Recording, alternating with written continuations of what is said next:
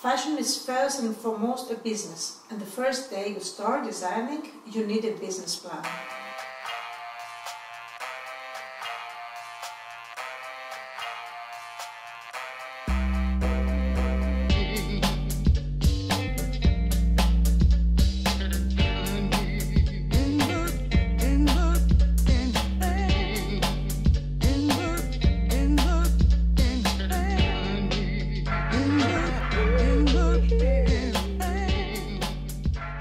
I grew up in a family with two renowned archaeologists, Daphne and Polina Sapouna-Ellis, so after the age of 10, I spent lots of time in their excavations.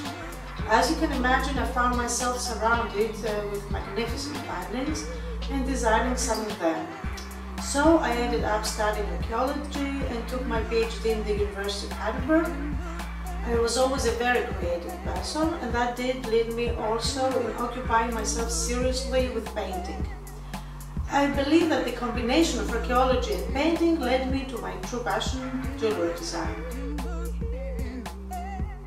What is your approach towards your collection? Is it single or seasonal? Single. My jewelry is not fashionable. Precious jewelry or any kind of art jewelry is seasonless. Of course, every year I do add some new pieces in my collections. There is always demand for new pieces. Also, every period an artist feels different and has a need to create something new. Are you the head designer or the creative director? At the moment I'm both. It's a business which is now growing.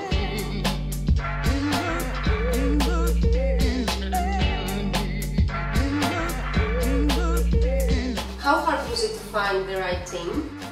Actually very hard. It is still very hard. Luckily I have people in my team that are really very good, but still in Greece people haven't been taught to cooperate as one team. We are too selfish and unprofessional, and this makes the life of people who have a vision very difficult.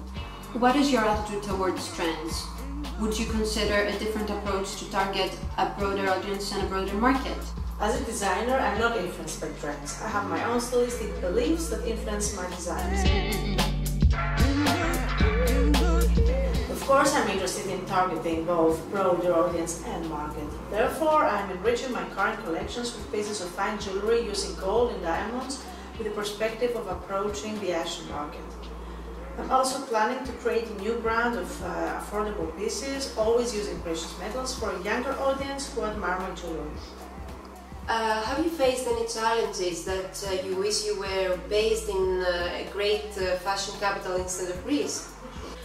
Well, yes, my husband was for years living in New York, and so I had the opportunity to meet lots of very interesting people that tried to convince me to make the big move of developing my business there.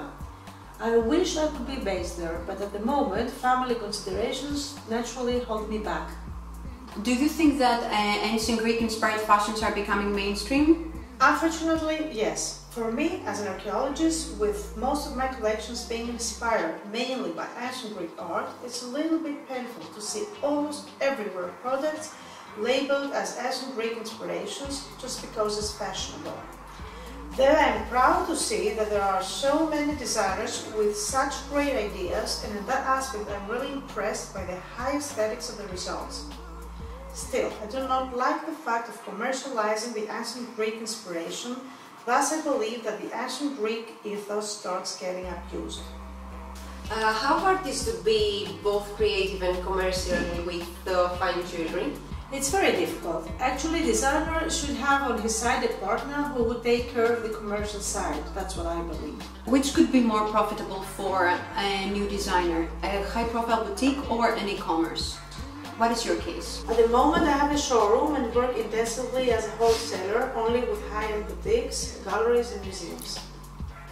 Is there one thing you wish you knew before you started your career in fashion? Well, I only wish that I was not such a dreamer. Fashion is first and foremost a business, and the first day you start designing, you need a business plan.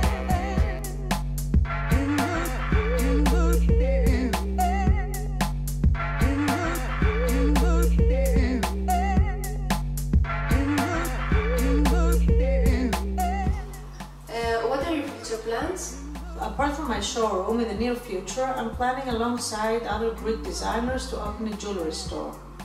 At the same time, I make lots of collaborations in order to have my jewelry stocked at high-end places all over the world. Except that this year, me and the team of Jewel Made in Greece are taking our exhibition in Vicenza d'Oro in Dubai and in Brussels. Of course, there are more plans which I'm not going to reveal right now.